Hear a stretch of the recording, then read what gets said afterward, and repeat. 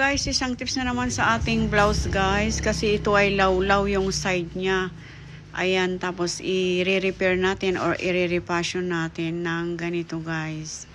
Ganyan na tahi ang aking ginamit, ganyan. Tapos sasalbong ko dyan, papunta naman doon sa right.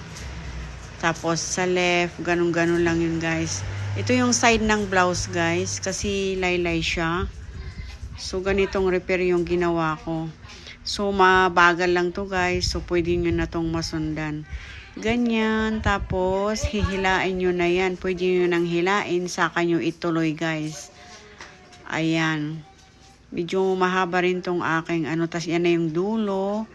Tapos hihilain ko na, i-compress ko siya guys. Ayan ayan. At ang ganda ng kinalabasan niya kasi meron na siyang design diba?